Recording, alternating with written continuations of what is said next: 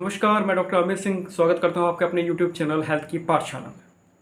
आज एक बहुत इंपॉर्टेंट बात मैं आपको बताने वाला हूं। अभी कुछ दिन पहले न्यूज़ में एक न्यूज़ आई है। उसमें ये बताया गया है कि डिप्रेशन जो बीमारी होती है, जो मेंटल प्रॉब्लम होती है, डिप्रेशन आपने सुना होगा, हर कोई जानता है। बहुत सारे लोगों को आजकल हो रहा है ये प्रॉब्लम।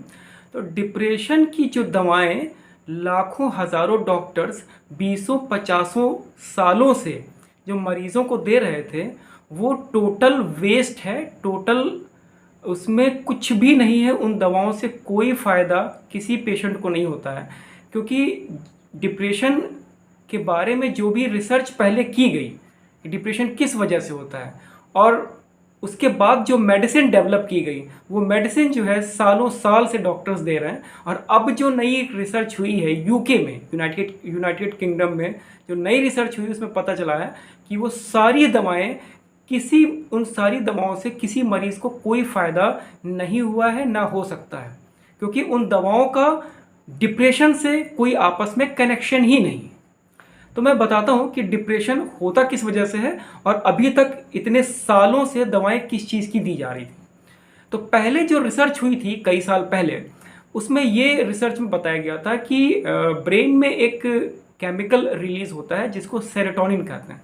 सेरोटोनिन नाम का केमिकल ब्रेन में रिलीज होता है, और इसके लेवल्स जब कम हो जाते हैं या जब इसकी कमी हो जाती है ब्रेन में, उस वजह से जिसके जिसके ब्रेन में उसके लेवल्स कम हो जाते हैं, वो डिप्रेशन की चपेट में आ जाता है, वो डिप्रेशन का मरीज हो जाता है। उसको डिप्रेशन से संबंधित सभी तरह की प्रॉब्लम्स हो जाती हैं, जिसके ब्रेन में सेरोटोनिन के लेवल्स कम हो जाते हैं। ये रिसर्च में कई साल पहले सामने आया। तो फिर ये हुआ कि सेरोटोनिन लेवल्स को अगर दवाओं से बढ़ा दिया जाए तो डिप्रेशन का इलाज हो जाएगा। तो फिर फार्मास्यूटिकल कंपनीज ने क्या किया कि उन्होंने सेरोटोनिन बढ़ाने वाली दवाओं की मैन्युफैक्चरिंग करके और मार्केट में लॉन्च कर दिया, और डॉक्टर्स ने वही प्रेस्क्राइब करना शुरू कर दिया। सालों साल से प्रैक्टिस चल रही है, ये दवाएं दी जा रही हैं। और अभी जो रिसेंट में रिसर्च हुई है यूके में, उसमें बताया गया है कि सेरोटोनिन के लेवल का डिप्रेशन से या मूड डिसऑर्डर से आपस में कोई भी संबंध नहीं है, कोई कनेक्शन नहीं है। और उस रिसर्च में ये भी पाया गया कि मतलब ग्रुप्स बनाए गए, और एक ग्रुप में सेरोटोनिन का लेवल नॉर्मल देखा गया और एक ग्रुप में कम देखा गया, और दोनों को वो दवाएं दी गई, कोई फर्क नहीं दिखा, बिल्कुल सेम रिजल्ट्स, कोई फर्क नहीं दिखा। तो उससे ये पता चलता है कि सेरोटोनिन के लेवल का कम या ज़्यादा होने से डिप्रेशन का कोई संबंध नहीं है। एक तो ये चीज़ न्यूज़ में आई है, ये बहुत बड़ी ब्रेकिंग न्यूज़ है। अब आप सोचिए, कई सालों से कितने डॉक्टर्स ने कितने मरीजों को करोड़ों अरबों की दवाएं खिला दी होंगी, जिसका कि किसी को कोई फ़ायदा नहीं मिला। सोचिए, अब इसमें होता क्या है कि पहले, अब जैसा कि शायद ऐसा लग रहा है कि जो पहले जो रिसर्च हुई थी जिसमें ये बात बताई गई थी कि सेरोटोनिन के लेवल कम होने से डिप्रेशन होता है, तो शायद वो रिसर्च जो है, जो फार्मास्यूटिकल कंपनीज के दबाव में, प्रेशर में, या उससे कहीं ना कहीं इन्फ्लुएंस्ड वो रिसर्च के रिजल्ट्स थे, कि जो रिसर्च हुई उसको शायद फार्मास्यूटिकल कंपनीज ने बैकअप किया, उनको इन्फ्लुएंस किया, और उसका ऐसा रिजल्ट निकला कि जिससे कि वो सेरोटोनिन का लेवल कम हो गया, और इसकी दवा अगर दी जाए तो सेरोटोनिन का लेवल बढ़ जाएगा और डिप्रेशन में का इलाज इससे हो जाएगा। तो ये चीज़ ऐसी अब लग रही है, क्योंकि इतने सालों से इतने डॉक्टर्स ने कितने करोड़ों मरीजों को अरबों रुपए की दवाएं खिला दी होंगी, जिसका कि किसी को कोई फ़ायदा ही नहीं मिल सकता, जब उस दवा का उस बीमारी से कोई कनेक्शन, कोई संबंध ही नहीं है। तो उसका यूज़ क्या हुआ, उसका फ़ायदा क्या हुआ? आप सोचिए, ये बात बहुत ही सोचने वाली है। तो ये सारा नेक्सस देखिए काम करता है। फार्मास्यूटिकल कंपनीज हो गई, डॉक्टर्स हो गए, और ये मेडिकल स्टोर्स हो गए। ये तीन लोगों का जो नेक्सस होता है ना, ये बहुत ही तगड़ा नेक्सस है। आपकी जेबें खाली हो जाती हैं और फ़ायदा आपको एक ढेले भर का नहीं होता, जिसके जिम्मेदार काफ़ी हद तक आप खुद भी हैं। होता क्या है कि जैसे कोई रिसर्च की गई, उसको ये फार्मास्यूटिकल कंपनीज, तो कितना बड़ा बिजनेस है वर्ल्ड में, आप लोग शायद जानते होंगे, नहीं जानते हैं तो गूगल पे सर्च करिएगा, बहुत बड़ा बिजनेस है। फार्मास्यूटिकल कंपनीज उन रिसर्च को बैकअप करती हैं, उनको इन्फ्लुएंस करती हैं और उसका ऐसा रिजल्ट बाहर आता है, आउटकम ऐसा आता है कि जिससे कि फार्मास्यूटिकल कंपनीज को डायरेक्ट फ़ायदा होता है। अब जैसे कि इस केस में आप देख लीजिए, उन्होंने उस रिसर्च की स्टडी से ऐसा रिजल्ट निकला कि फार्मास्यूटिकल कंपनीज ने वो दवाई बनानी शुरू कर दी और वो प्रैक्टिस आज तक चली आ रही है, जो कि बिल्कुल ही बकवास है, कोई फ़ायदा नहीं उसका। फार्मास्यूटिकल कंपनीज क्या करती हैं, ऐसे रिसर्च का ऐसा रिजल्ट निकलता है, वो मैन्युफैक्चरिंग अपनी स्टार्ट कर देती हैं बड़े लेवल पे, पूरे वर्ल्ड लेवल पे, ठीक है।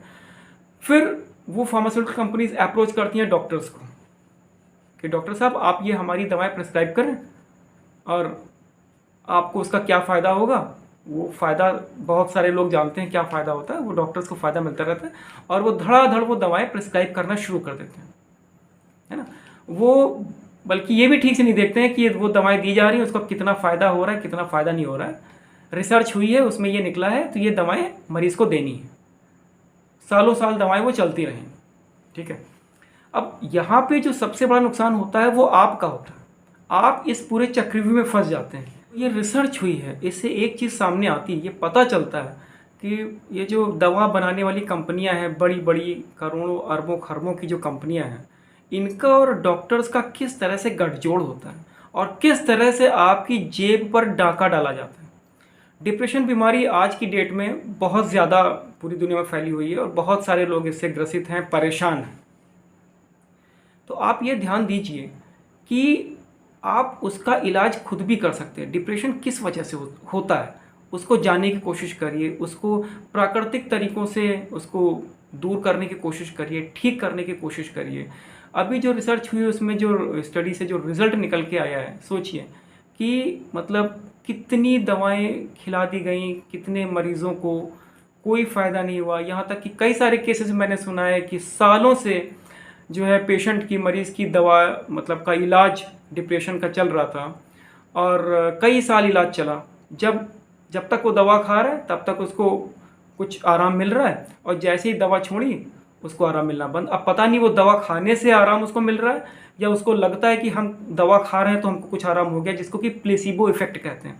कई बार ऐसा होता है कि कोई दवा आप खाते हैं उससे आपको कोई आराम फ़ायदा तो नहीं होता है, लेकिन आपको ऐसा महसूस होता है कि हमने दवा खाई है तो हमको आराम कुछ होने लगा। नहीं तो कई सारे केसेस ऐसे सामने आए हैं कि डिप्रेशन के जो मरीज़ रहे उन्होंने सालों साल दवा खाई, डॉक्टर से पूरा लग के इलाज किया और डिप्रेशन उनका ठीक तो कुछ भी नहीं हुआ और डिप्रेशन उनका बढ़ता गया और एक टाइम के बाद उन्होंने गलत कदम उठा लिया और अपनी जीवन लीला समाप्त कर ली। ऐसे बहुत सारे केसेस हुए। तो मेरी ये समझ में नहीं आता है कि ये डॉक्टर्स कौन सी प्रैक्टिस कर रहे हैं, वो क्या दवा दे रहे हैं। सालों साल इलाज भी चल रहा है मरीज़ को, और ये कौन सा इलाज है जो सारी ज़िंदगी भर चलेगा। दवाएं कभी बंद ही नहीं होंगी, उसका इलाज ही कभी पूरा नहीं होगा, उसको सारी ज़िंदगी दवा खानी है। ये कौन सा इलाज है? ये कोई इलाज नहीं है। रिसर्च में भी प्रूव हो गया है कि जो दवाएं दी जा रही हैं डिप्रेशन के नाम पे, उन दवाओं का 1% का भी फ़ायदा है ही नहीं किसी भी मरीज़ को उसके डिप्रेशन की परेशानी में। ये हो रहा है, सोचिए।